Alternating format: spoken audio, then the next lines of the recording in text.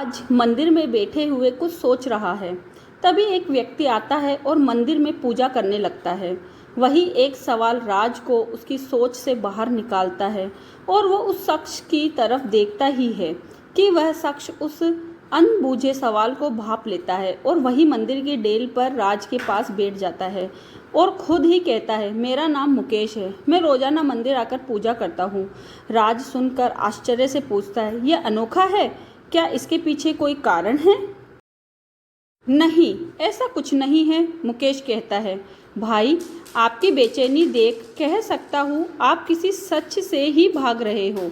राज तेजी से वहां से उठकर जाने लगता है, जैसे मुकेश ने उसकी कोई चोरी पकड़ ली हो। मुकेश उसे रोकता है, पर राज तेजी से वहां से निकलकर अपनी कार में बैठकर चला जाता है। राज के दिमाग में मुकेश की सारी बातें घूमने लगती है। राज को रात भर नींद नहीं आती। सुबह होते ही वो फिर उसी मंदिर में जाकर बैठ जाता है। फिर से उसकी मुलाकात मुकेश से होती है। मुकेश राज के पास आकर बैठ जाता है।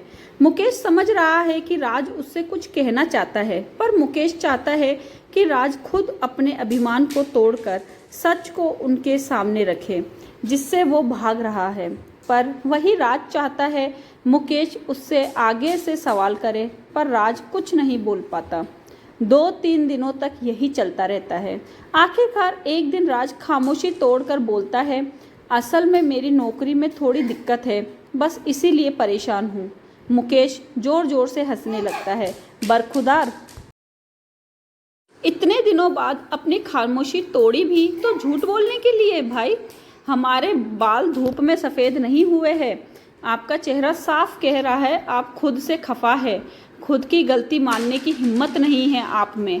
आप इस पुरुष प्रधान समाज में वही पुरुष है जो अपने मन रूपी अकड़ में इतने जकड़ गए कि सच को स्वीकार नहीं कर पाते। मुकेश राज को उसके ही असली रूप में पहचान करवाता है। राज के दिल पर एक बोझ है जिसे वह खुद से भी खुलकर नहीं कह पाया, और आज वो एक दिन नशे में धुत घर आकर मैंने रानी के साथ बदसलूकी की। मैंने कहा, तुम मेरी जिंदगी की सबसे बड़ी गलती हो। शर्म आती है मुझे जब तुम्हें अपनी पत्नी कहना पड़ता है।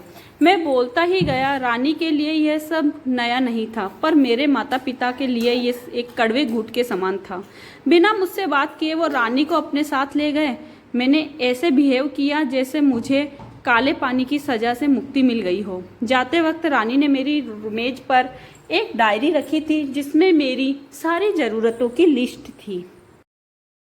यह देख कर मुझे गुस्सा आ गया। क्या समझती है वो खुद को? मैं क्या उस पर डिपेंड हूँ? फिर मैंने सोचा, मैं क्यों चिढ़ रहा हूँ, वो तो थी ही गवार, अब चली गई, मैं आज़ाद हूँ। ऐसा सोच मैं ऑफिस चला गया। ऑफिस में मैं लंच ब्रेक में जैसे ही मैंने टिफ़िन खोला, मैंने उस महक को मिस किया जो रोज़ाना मेरे धके हुए चेहरे पर मुस्कान बिखेर देती थी। एक पल के लिए मुझे एक अजीब सी कमी महसूस हुई, पर उस वक्त मुझे अपनी आज़ादी का गुमान ज़्यादा था। समय गुजर रहा था। अपनी हर एक ज़रूरत के लिए डायरी पर डिपेंड रहता था। कमी का कुछ एहसास तो था, पर मेरा ईगो मेरे सामने आ जाता और मैं फिर अपनी अकड़ में जीने लगता। मैं परेशान जब हो गया जब मेरा वर्किंग परफॉर्मेंस बिगड़ने लगा। हमेशा अपनी प्रोग्रेस के लिए खुद को सारा क्रेडिट देता था। मैं ये मानना ही नहीं चाहता था कि मेरी प्रोग्रेस में रानी का भी पूरा हाथ था। उसी के कारण मैं अपने जीवन की कई छोटी बड़ी परेशानियों और जिम्मेदारियों से बहुत दूर था और केवल अपने काम पर फोकस करता था। बेस्वाद खाने में, मुरझाए फूलों में, बिखरे घर में, हर सब जगह जहां मैं रानी को देख चिढ़ता था, उसे गवार कहकर निकल जाता था, मुझे उसकी कमी महसूस होने लगी थी। पर मैं ये मान कैसे लेता? एक दिन मन भारी हो गया। फिर मैंने माँ को कॉल किया और वो मेरी आवाज़ से ही समझ जाती थी कि मैं परेशान हूँ। पर समझते हुए भी माँ ने मुझे इग्नोर कर दिया और कहा कि रानी ने दूसरी शादी का फैसला कर लिया है। यह सुनकर मुझे और गुस्सा आ गया और मैंने कॉल कट कर दिया। कुछ दिनों पहले ही मुझे डाक से तलाक के कागज़ मिले। पता नहीं क्यों मैं खुश नहीं हूँ। मैं चाहता तो यही था कि रानी मेरी ज़िंदगी से दूर हो जाए, पर आज मैं बेचैन हूँ। मुकेश थोड़ी देर रुककर कहता है, अब तुम क्या सोच रहे हो? राज कहता है, रानी मुझसे बहुत प्यार करती थी, फिर वो कैसे दूसरी शादी के लिए सोच भी सकती है? मुकेश कहता है, वाह भाई, क्या अभी भी वो आपसे पूछेंगी कि आगे बढ़ूं या नहीं? आज जब आपको उसकी अहमियत पता चल गई है, अभी आप उससे सच कहने से झिझक रहे हो। सब कुछ सामने है, पर फिर माफ़ी मांगने में खुद को छोटा महसूस कर रहे हो। भाई समझ लो, अगर अब भी अपने ईगो में रहे तो फिर मौका नहीं मिलेगा। दोस्तों, आदमी का यह ईगो ही उसे ज़िंदगी से हरा देता है। राज सब जानता है, पर उसके अहम के कारण वो रानी से बात नहीं कर पा रहा है।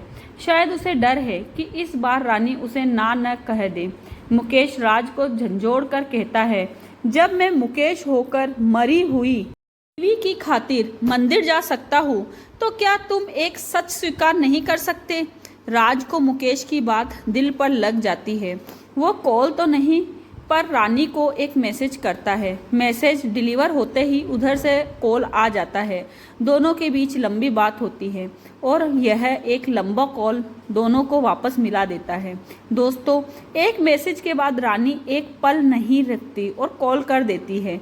यह एक औरत का दिल है, वो जिससे प्यार करती है से कभी नहीं झुकाती, और वही एक आदमी हर उस औरत को झुकाता है जो उससे प्यार करती है। वक्त किसी का बंधक नहीं।